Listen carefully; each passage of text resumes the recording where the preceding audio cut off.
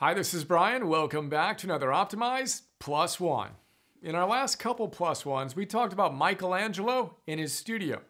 Today, we're going to step back and chat about some historical facts regarding his actual studio.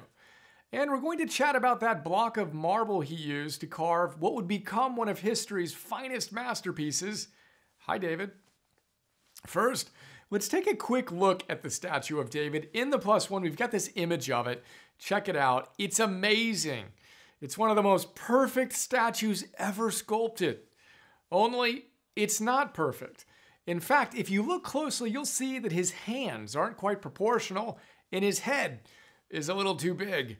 Gasp!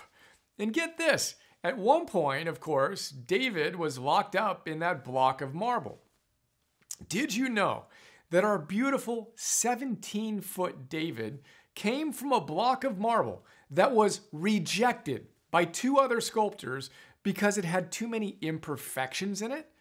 I got goosebumps as I typed that. One of the greatest statues ever created was sculpted out of marble that wasn't even good enough for two artists you've probably never even heard of. Yeah, and finally, get this. It took Michelangelo 2 years to sculpt David. He finished it in 1504. Have you ever thought about what his studio was like?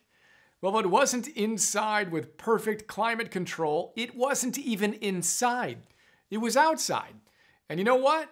When it rained, Michelangelo got soaked as he worked. Today's Plus One, imagine that. Imperfect block of marble, imperfect creative conditions. Sounds a lot like what we have to work with, eh?